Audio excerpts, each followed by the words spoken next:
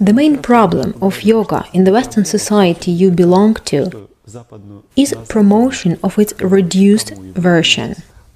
Spirituality and some esoteric components are taken away, and only physiology is left, as it can be easily solved. Why this happens? What do you think? From the audience.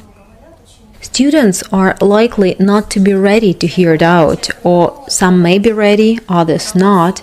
That's why a majority-oriented teaching is given. After all, a yoga studio is a premise that has to be paid for. More people ought to be engaged in the process. That's why it turns to be commercialized. Well, if we put it simply, due to yoga commercialization, talking about spirituality can be very dangerous, as you can be taken as a sect and you'll face abuse.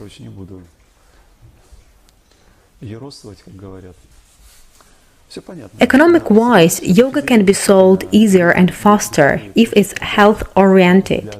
Join us and you'll have a healthy spine, and a healthy spine is the base for everything, and you'll be happy. But let's have a look from a fundamental aspect of yoga, a spiritual one. So, here is a man who's a non-adequate reality perception. He's been turned into a zombie, roughly speaking, or a great deal of impulses, obstructing from a normal reality perception, have been inculcated in him while living in the society. Hence, here is a normal man who lives as a consumer. Can you imagine? He's shuttling among 3-4 points of his life: work, home, TV, sleep, and then again, work, home, TV, sleep. Once a year, he's allowed to have a break in the health resort, and then back to the same routine. And the majority of the traders and businessmen caste lives accordingly, unfortunately. It can be even worse for those who run business. They can work for 20 hours a day at best. Then they faint for 4 hours at night and again run, and that's their choice. So, health-oriented yoga studios exist for these people. Now, let's think. Here's a man chasing his tail. Name me any activity that ruins our planet. What kind of activity can it be? From the audience. Actually, anyone. Oil industry, timber cutting, mining. Thus, almost any activity damages our planet, right? It reminds me a joke about Mars meeting Earth. Heard of it? The Mars and the Earth meet in the space. The Mars asks, "How are you doing?" The Earth answers, "Oh, I'm so bad." "Why so?" "I've got a virus, a mankind." The Mars answers back, "Oh, no worries, it will be over." In fact, the majority of people behaves as raiders. Individually, each and every one is good. He lives for himself and his family, right? But if you see the common outcome, terrifying things turn to come to the surface. Let's reflect on the following. There is a society that destroys this planet, and there are yoga studios that say, "Join us and you'll be healthy," to destroy the planet even more efficiently. What's the stand of those who recover health of the planet raiders? Economically, they will be fine. But what will happen after their death? They'll be asked, "Dear, what have you been engaged into?" He'll answer, "I have been into a healthy spine recovery." What for? For a faster planet destruction. You see the problem?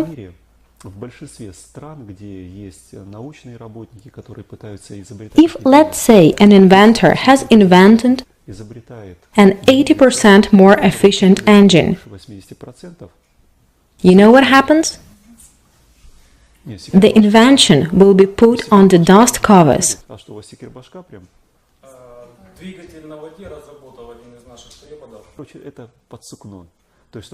So that the planet keeps being raided by oil industry, polymers, etc.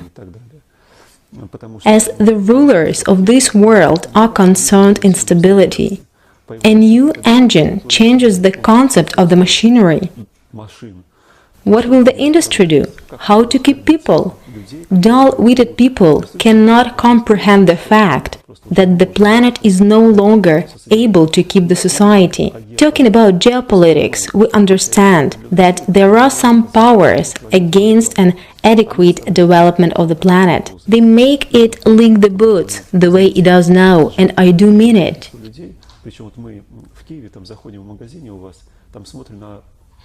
We went to the supermarket in Kiev to see what products can be bought there. Founders have done actually a very good job. There are no such products in Moscow. If you are adequate, there is nothing to buy in Moscow supermarkets. They are filled with terrible stuff. I can ensure that the situation in Moscow is many times worse than here. From the audience.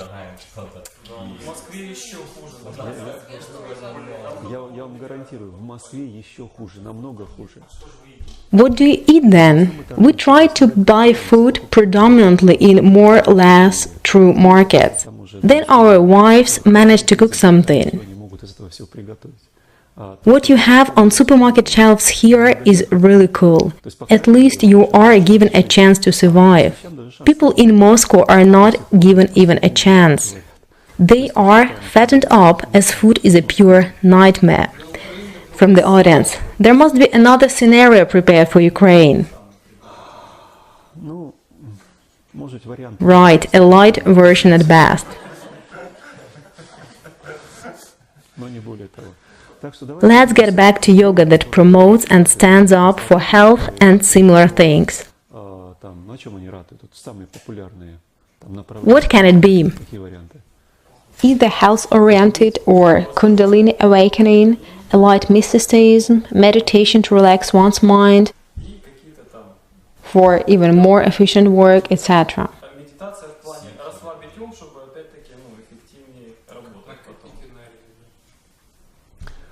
I've been into this sphere for a long time. I've met different people and wondered why they had opted this or that yoga style to promote. Different reasons were given, but the most important thing is that founders of yoga studios do not understand about karma. They don't think of it. I'll give an example. The most famous yoga studio in Moscow misuses yoga teachers now for the sake of business. The financial agreement now between teachers and the studio is completely contrary to the one in the establishing period. Shortly, they squeeze teachers out as it's just a business. But there is another yoga studio in Moscow that has created great conditions for teachers. 30% of income studio gets and 70% a teacher does. I believe it's really good, as the teacher has the chance to grow. But I have to say that this studio is promoting spirituality, as I can see from their seminars, masters they invite, etc. And I don't even know the founders, by the way. But these kind of cases exist. So, I am addressing to you. In case you become a yoga teacher one day, trust me, I've gone through the same things many years ago. When I started to teach at the age of 22, I was young and green.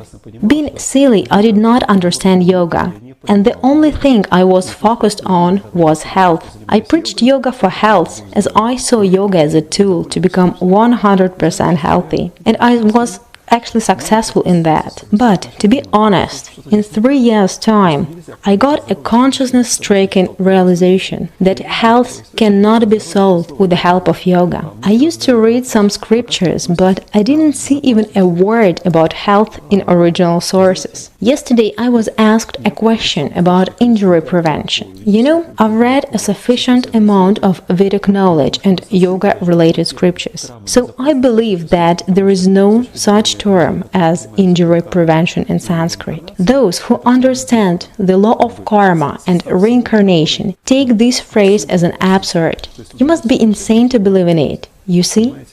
According to Vedic culture, there is no such thing as injury prevention, as it's impossible. Why so? Any negative situation has to be treated positively at most. If a human being comprehends that any action leads to a reaction, a payoff. For example, we have been practicing one style for a couple of years. Its founder teaches very advanced asanas and helps students tie themselves in a knot. You can see that on many pictures in the internet, and people love it. Let me explain why this happens. When you practice yoga, even without any notion of asceticism, you intend to go deeper and deeper as you meet with tension that is replaced with a comfort and then a pleasant relaxation once relieved.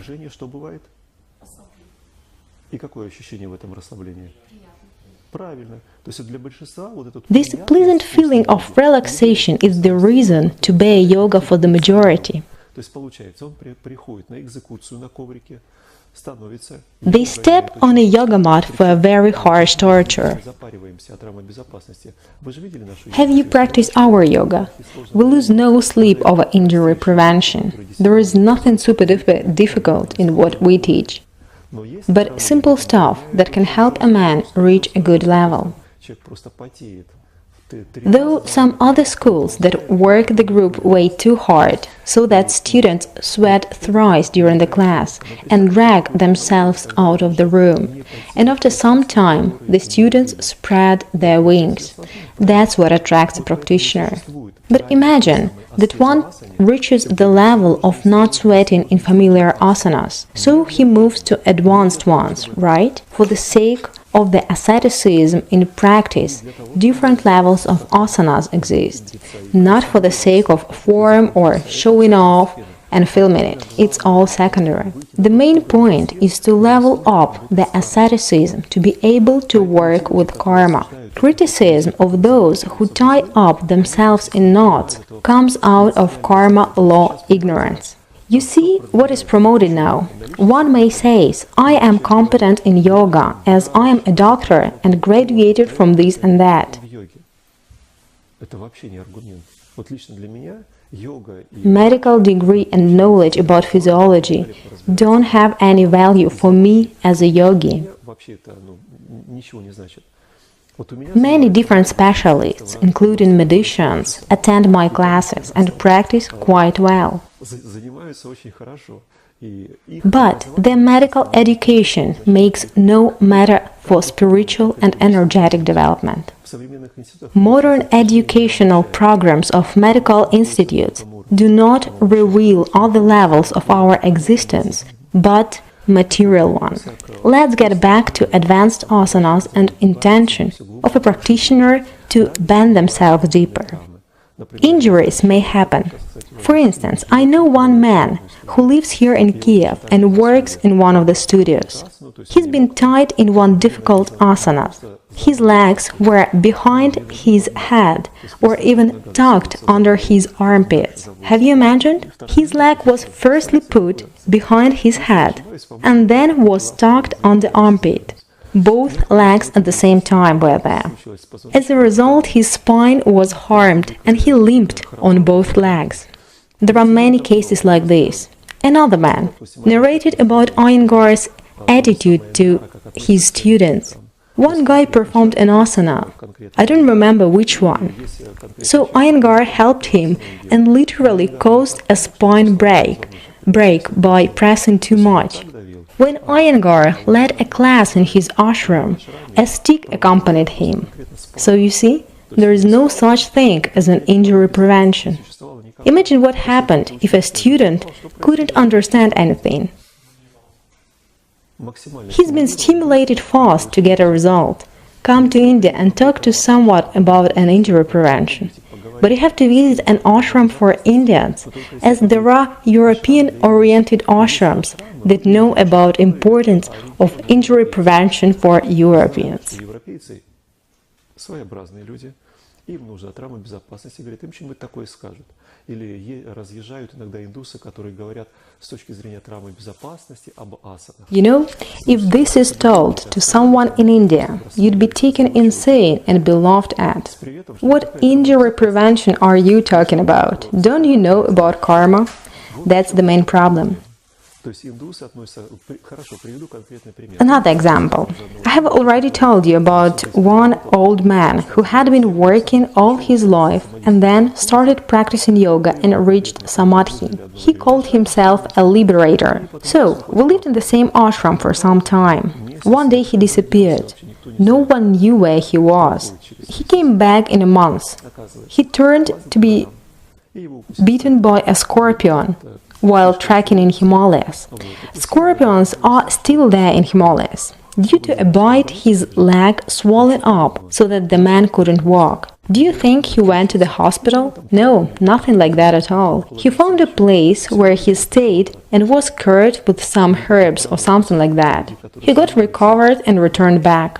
No issues. So those who practice mature yoga with a karmic perspective treat their bodies differently from the way we do. You see, a body is just a tool given for some time. There is another level of reality perception. Here is my real-life example. A friend of mine promotes yoga for a healthy spine that serves as a basis for everything. As usual, people who suffer from health problems attend his classes. So I asked him, "Listen, do you actually believe in what you push?" He answered me, "Sure, I do. First, we start with a spine recovery, then real yoga comes with inner practices, etc. You know, as per my observation for many years, I came to conclusion that those who concern themselves with health, they keep it on for lifelong, and due to lack of time, they never proceed to something else. What's the reason for that? As all the time is spent on keeping up a defined level? Exactly. A healthy state is not constant. Imagine a so-called healthy state being reached by you.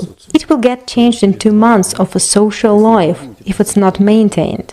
So the rest of the life seems to be dedicated to a proper keep-up health level. That's the main issue. Some exceptions quite possibly exist. However, the majority of people who tend to tie up with the health preservation get stuck there instead of proceeding to spiritual practices. Question from the audience. What about a proverb, a sound mind in a sound body? The matter is that you have cited just a first part of the proverb. According to the scripture, the second part says, "A sound mind in a sound body is a big blessing or a big rarity," from the audience. So either sound body or a sound mind? You know, nowadays, physically strong humans are not able to develop. Those who have faced real difficulties with their bodies incline to spirituality, from the audience. That's true, but body improvement cannot harm afterwards. Your words are correct to some extent. Point is that the reached result depends on the emphasis you put. Imagine a teacher who gives a healthy body for his students. According to the law of karma, this teacher carries the burden of responsibility of what he is caused. For example,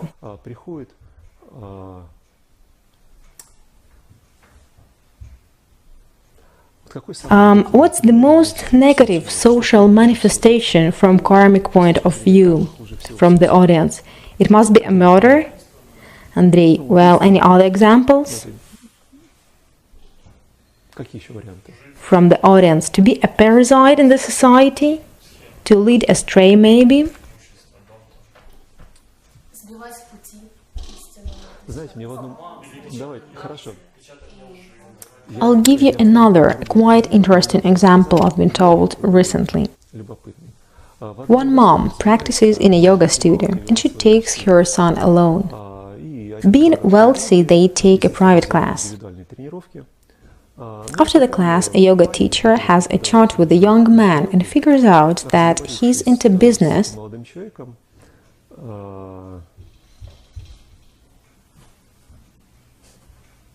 Не знаю, как на камеру рассказывать. Так в том-то и дело, вырезать-то не нужно. Это такой момент, который, в принципе, хорошо. Давайте другой пример, потому что тот пример лучше не переводить. Потому что там же скач полнейший. То есть человек, как бы зная, что... That destroys many destinies of others, but he takes it easy. It's just a business and nothing personal. Спокойно. Бизнес, ничего личного так. Ну, давайте, хорошо. Another example. Извините. Добрый день. A manager of some organization that is into some indecent operations, I mean, his subordinates, do some indecent chicken feed. It doesn't actually matter what exactly it is. There are plenty of these kind of companies. So, this manager starts attending yoga classes. He says, I'm so ill and I'm no longer able to perform my duties of a parasite in the society. And his yoga teacher responds, it's not a problem at all, we'll fix you up and you can be back to your stuff. His muscles are strengthened, he's all brand new and can give his 120% to harm people around and spread misfortune. You see the point? Regrettably, many people do not live in good consciousness. Even understanding it, they insist that one must howl with the wolves. That's why those who bring back health to people awaiting for their bad karma payoff, they take some of that karma upon themselves. For instance, a man who has committed, let's say, a murder, and as per his karma, he may kill a certain amount of living beings and fall into lower worlds. Remember a story of a professional killer who gave up his career and vowed not to kill anyone after seeing his life up to death. He saw where murders lead to, regardless the aim. The laws of humans differ from the laws of the gods. What a man faces with after his death? With a labor code? Oh no, not at all. He'll be said, we are sorry, you had to live in such a world. But you have broken some universal laws. You are a strange soul for any world, as your outlook is distorted. You have to be rectified. So imagine a murderer who has committed a certain amount of villainies, then die and reincarnate. But if this murderer finds himself in a yoga studio and he said, oh, you have money, that's great.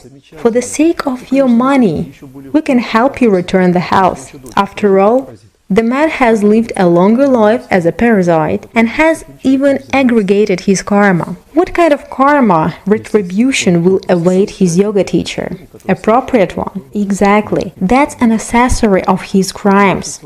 That's the reason why the majority of tolerant yoga studios that do not understand the law of karma increase their karma debts. That's the fact.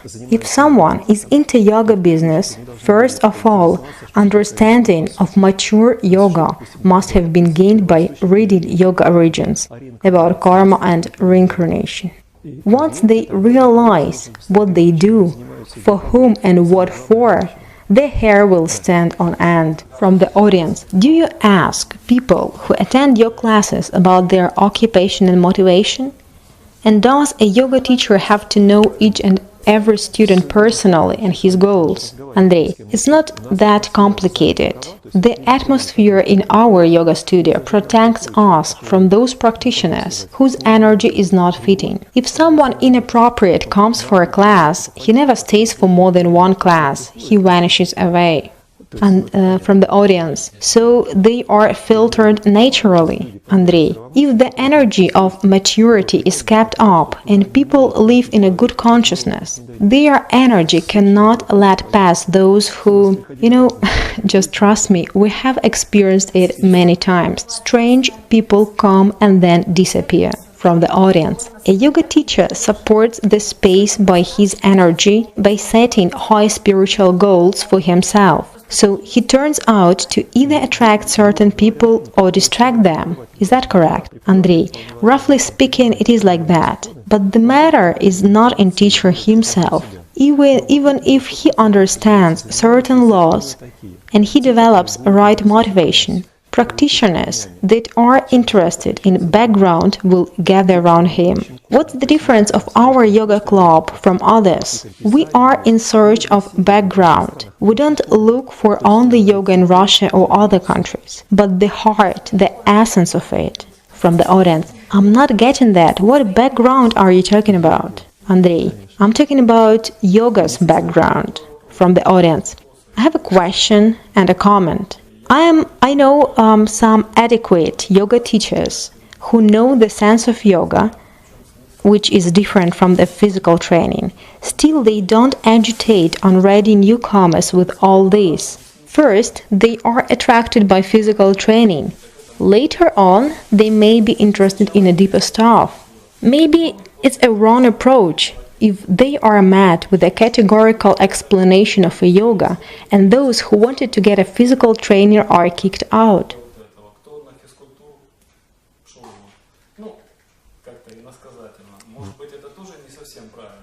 Andrei, you are right, but count the yoga teachers you know, who came to know the particulars of yoga, and those who don't. I assure you, there are 3-5 those who understand the essence and don't agitate others, but the overwhelming majority. Listen, I've been on this path for 18 years. One may say I am a professional, and I know many yoga teachers very well. I know what they live with. Moreover, it doesn't actually matter what one lives with now. Understanding the path he follows, I know what one will get. Here's an example. Teaching a healthy spine, a yoga instructor comes across those parasites who, mildly speaking, harm others, and he helps recover their health. As per the law of karma, he will turn to be more and more materialistic and less spiritual, and so on. From the audience, so he degrades. Andrei, it is reasonable that it happens. Please understand, he has to get through this path as per his karma. Let's assume his motion vector leads downwards for improvement. Having happened in this world, he doesn't take yoga as a spiritual path, but a material one that helps earn or something else. That's why, as per karma, he attracts people who contribute in his decline. It is a fact that those who teach and lead seminars are not able to study themselves in most of the cases. The one who talks cannot listen anymore. You may doubt, but indeed it is like this. The majority of teachers do not have any time for self-development. They have to treat themselves all the time, as teaching such as seminars or certificate courses is demanding. Regrettably, I wouldn't say that.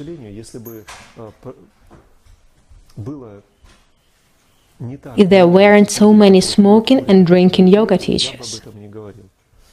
Here's a fresh case. I got a message from one guy. Andrei, I need your piece of advice.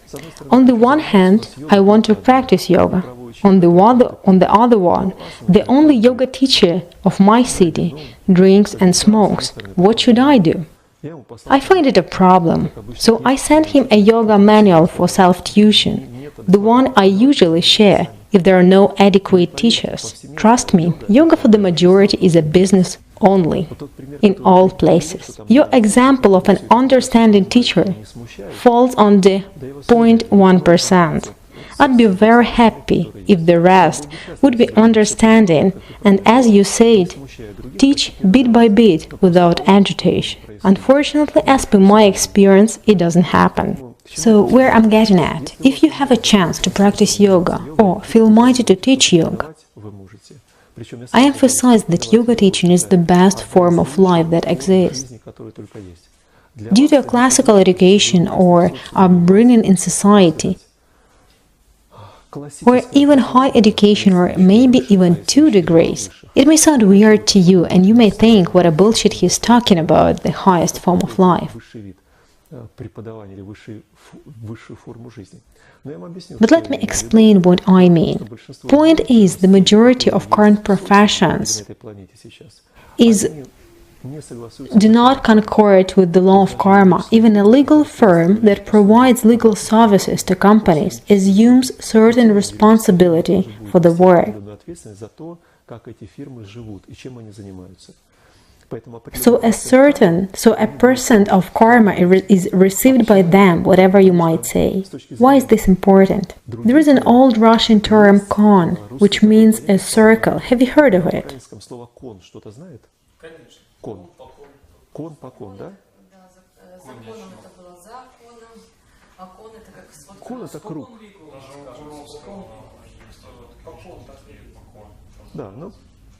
So the concept of kon is prescriptions, so that people live in good consciousness. The word law in Russian means beyond the circle. Most of modern countries live according to the law, which is actually a right of the mighty over the weak. Take news reports for the past year, and you can learn the following. Where is oil on the planet? We are coming there. Don't you want to give it away? We can use our might. It's been always like that. If you take the history of the planet for the past 102 years, stronger enslaves weaker, predator eats up feeble. So that's the law beyond the circle, a right of the mighty over the weak. Actually, from the point of view of the higher world, it's ridiculous. Those who live as per this law are dull-witted. Some may say that they don't believe in reincarnation and only one life exists, and it has to be lived to the fullest, and everything else can go to hell. Have you met these kind of people? The majority is like that. Most of people who don't live in all honesty are afraid of thinking about karma. They state it's a bullshit. Petrov has both house and a car, and he's in clover. What kind of karma are you telling me about if Petrov is so-and-so, and he killed that and that, and he's all good? Thus, there is no karma. One has to reply on that. Certain concepts are not understood by you. Read chapter 16 of Mahabharata, where Indra gives divine perspective to Yudhishthira on why a moral moron is allowed to realize his potential to the fullest. Any ideas why? From the audience. So he can be punished to the maximum, and then he can clear away negative karma from others? Andrei, not really. Remember our talk about a transfer of received thanksgiving to future lives. So, if a parasite or a dull-witted who lives on expense of others cannot be incarnated downwards for improvement, as long as he has some blessings, he simply won't sit on a frying pan.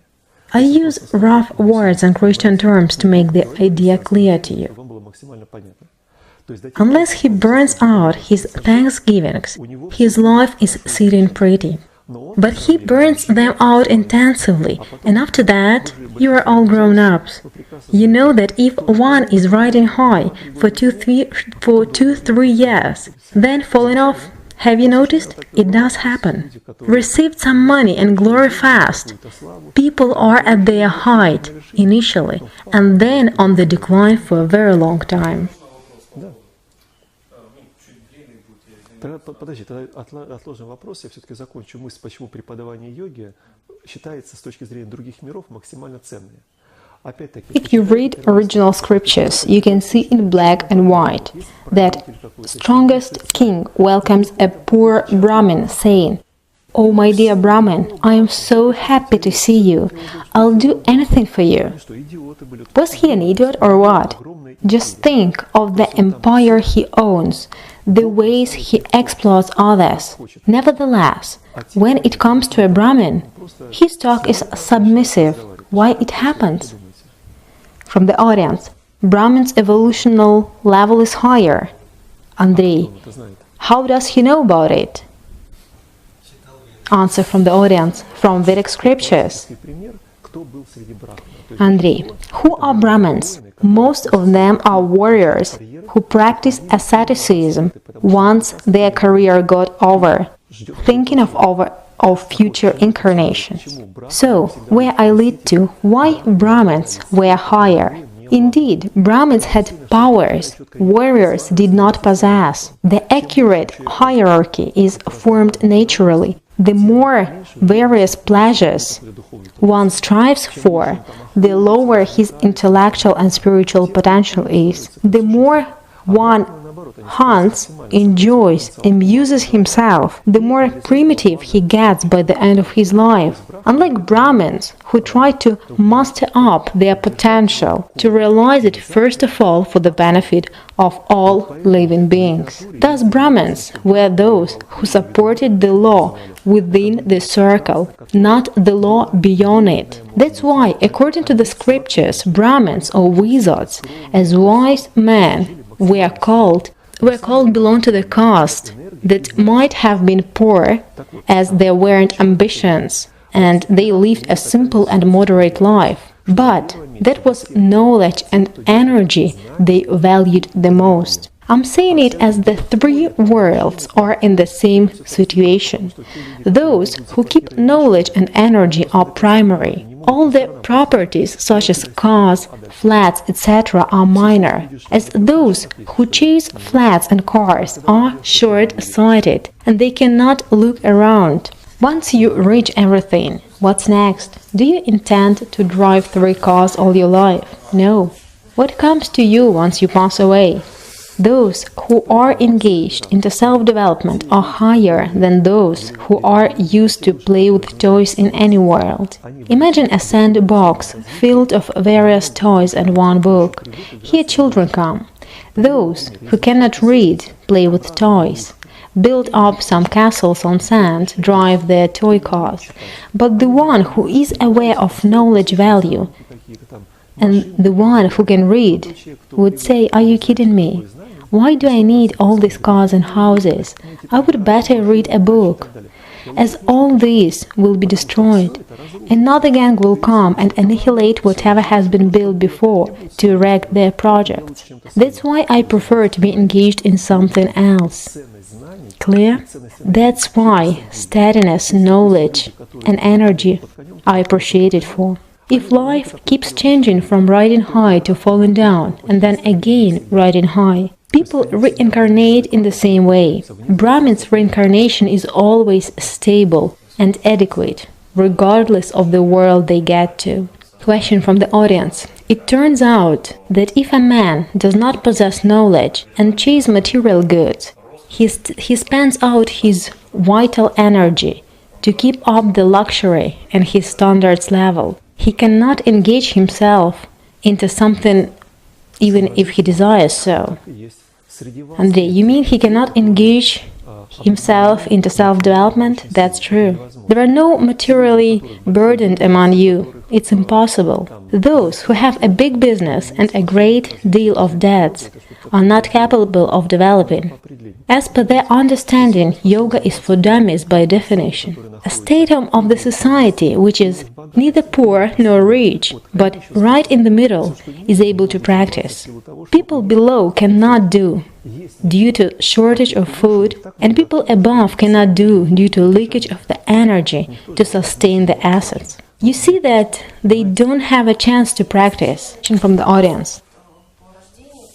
If a person is inclined to learning since his birth, but the life has been turned according to karma, and he walks away from the path for a long time,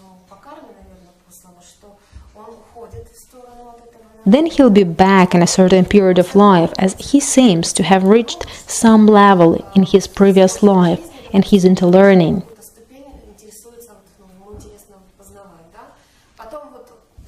Andrei, I got your question.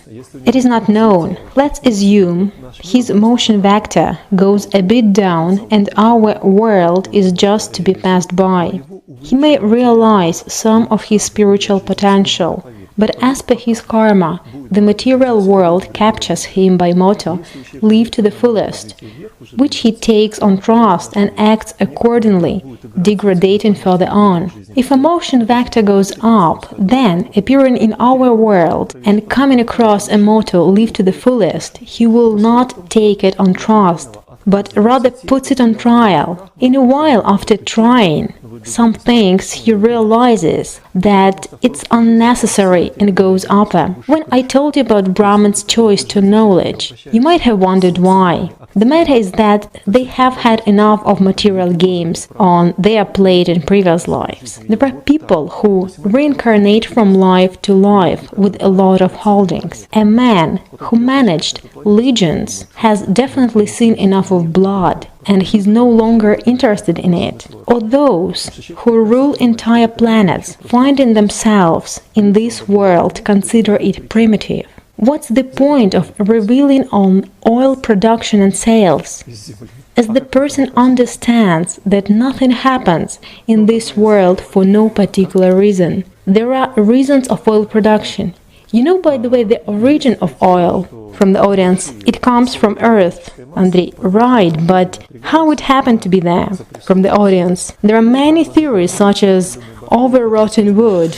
Andrei, one theory says that great layers of biomass are squeezed by pressure, and some certain bacteria appear there and multiply in number by eating up the matter first, then each other, that causes the energy production. So, bacteria eating up each other under a great, huge pressure produce so-called fuel. So people living thanks to oil used to be bacteria and produced the product and produced the product, and now pump it out for sale. Selling whatever has been produced by them in the past is a light version. The hard version is they will be pumped out and sold for a very long time in the future. Most often these people are not capable of development at all, as they are either in the hell or riding high or falling down. This example may seem the most dramatic, but that's how it is. Question from the audience. What about exceptions? Let's say a Yogananda, an advanced yogi who had a disciple millionaire involved into oil production, but still he could reach samadhi easily. I mean, he was an advanced practitioner and spent a lot of time with master. Is money indeed an obstacle? Andrei, his outlook is a very rare exception. His experience in samadhi does not signify anything. I have already explained that samadhi experience doesn't show anything. It is not an argument, at least for me. I know a lot of samadhi practitioners who definitely have a room for improvement. The example you have given must be a version of producing first, then consuming. That's why he's all fine with money and still could practice yoga. To my big regret, most of people snatched for future. Another question from the audience. Yoga is a physical training, can be heard all the time. What do you mean by yoga is not a physical training? Apart from a common lifestyle, physical exercises and common lifestyle popularization.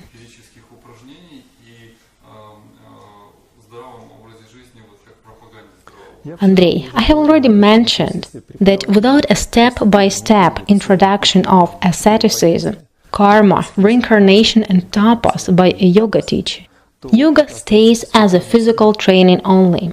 If certain spiritual aspects of yoga are not shed light on when disciples are ready, coming off gymnastics is extremely tough. Question from the audience.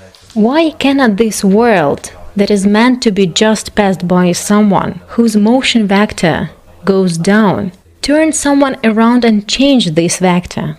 I just don't see the point of coming to the world just to pass it by without any hope to change. Andrei, you see?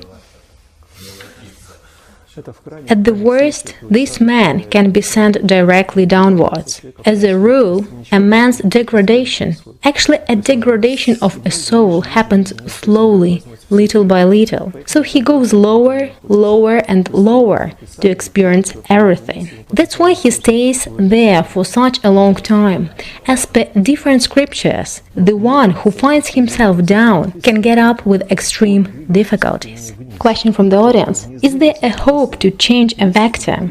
Andrey, I believe that he didn't move downwards. From a physical point of view, it's hardly possible to go down, down, down, then in a blink he goes up. There is another version. He might have been moving up, but once happened in this world, he forgot himself in playing and lost the essence of this incarnation. Still, once he gets a chance to set out on a path, he'll use it. Andrey, I have a very important question. Those who share a Vedic outlook rely on such terms as karma, reincarnation, and strangely enough, change of yugas. We live in a period of Kali Yuga or Night of Svarog. Regarding reincarnation, I don't have any doubts, as I think I have some experience, so no questions on this. If someone asks me on this regard, I may answer, get some personal experience, and everything will get clarified for you.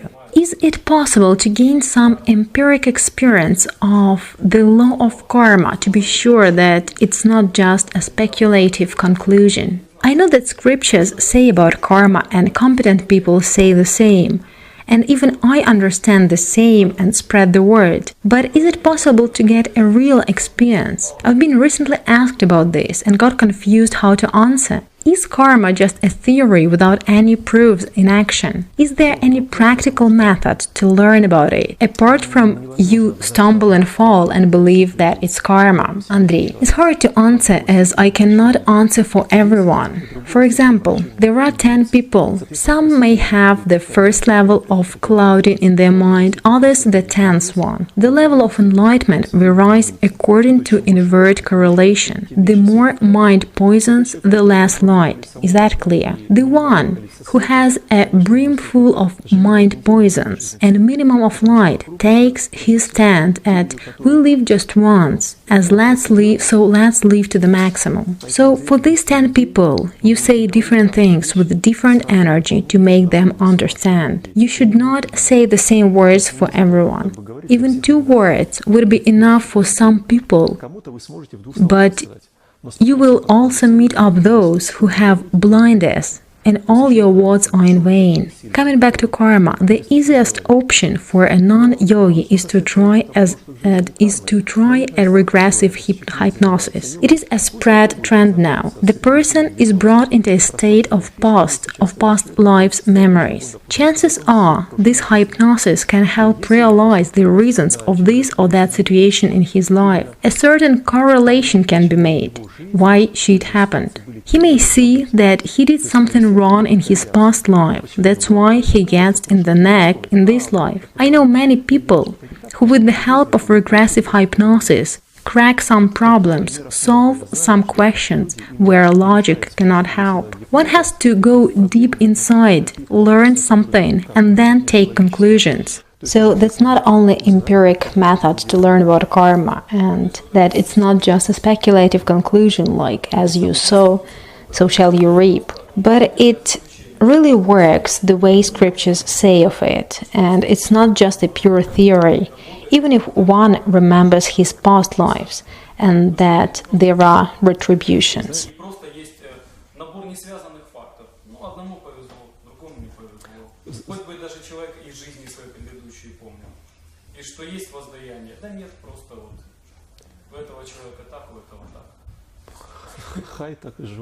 Let them live the way they do. Let me give my example again. I got to know about the law of karma at the age of 22. I mean, at that age, I came across some books that allowed me to learn about karma. Trust me, I was smiling and spreading joy, because I lived for 22 years, and I knew there must be a law. There must be something that explains the nonsense of some events, why some things take place the way they do. So when I figured out of the law of karma, I got my puzzles together, and I realized everything. I realized why not such a good man enjoys his life.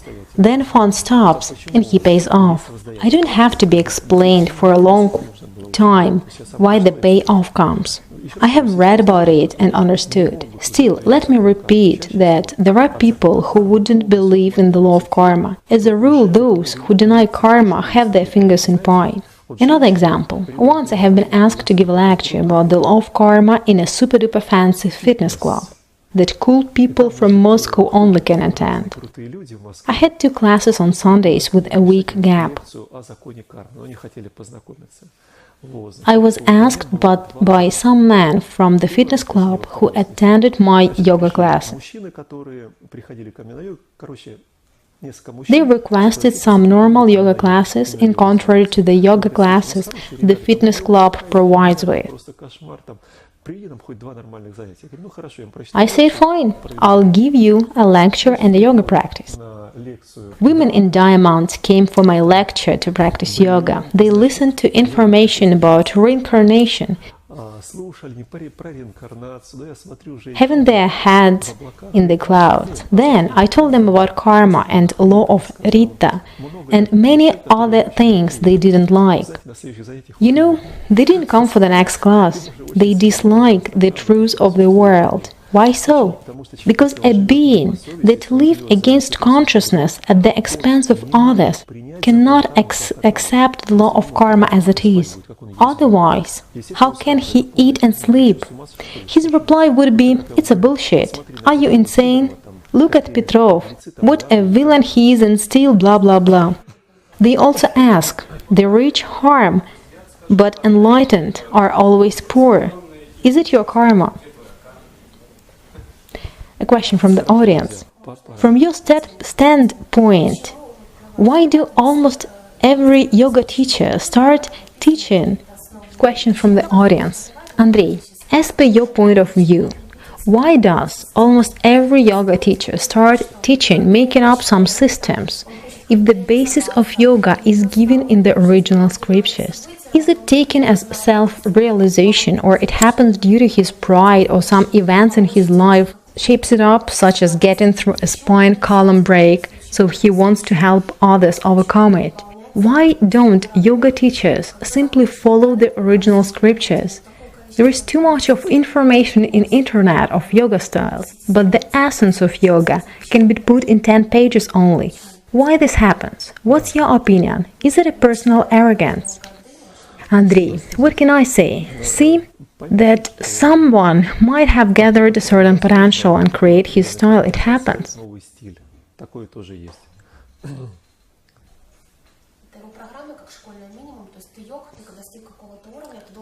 But let's have a look at it from another angle. Imagine people incarnating to this planet from different others. Various planets have various yoga styles depending on inhabitants. They find themselves on this planet and notice that yoga differs. And they decide to practice the one they remember, and they do. I don't know why they don't read scriptures, it amazes me. Here is an example of Shukracharya, a teacher of demons, who reached perfection in yoga and lived very, very, very long. Indeed, he reached great heights in yoga. Still, he was a demon and managed demons, probably accumulating not such a good karma, as he literally fought with gods. Better say demons did, but Shukra helped them stay healthy.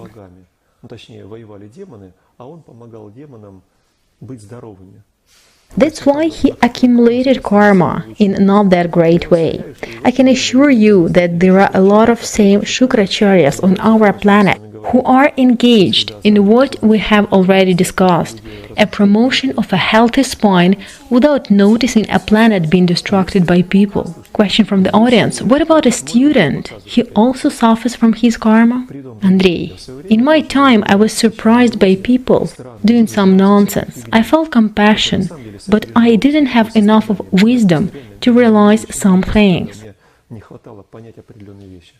First of all, I got to understand that I prefer some people not to attend my classes. I mean, they better go somewhere where they can treat the spine by other tools. I understand a Mason principle, unity in variety. It is like that indeed.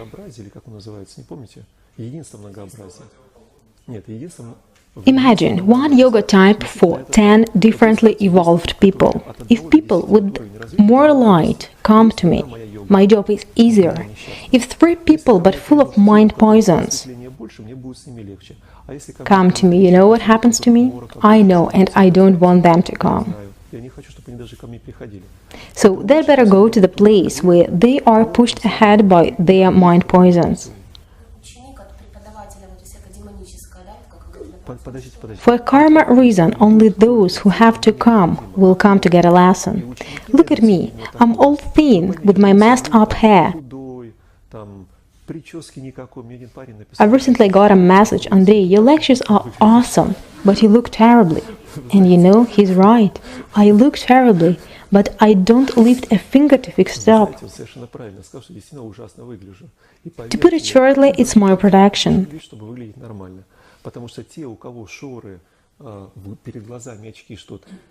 Let people treat me as they want, it's easier for me, trust me. If I attract those who are used to accuracy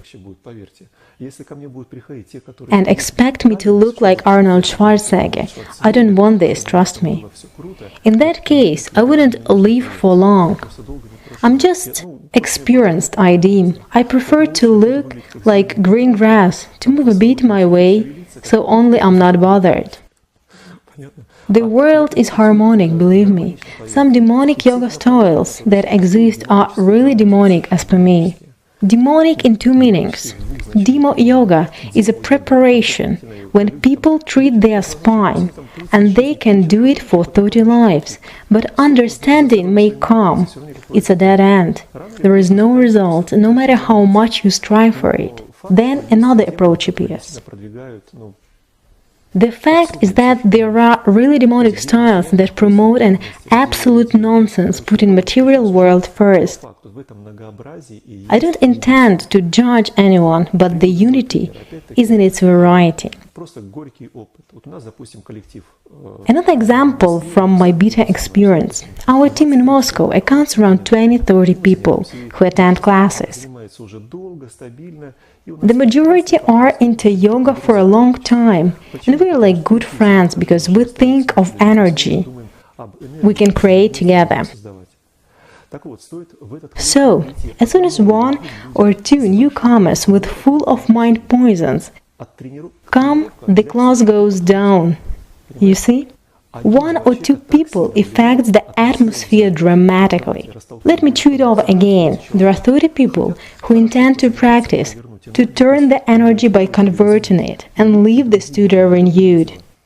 1 or 2 people with mind poisons come, and there is no result for others. That's why I stand up for Iyengar yoga and other styles.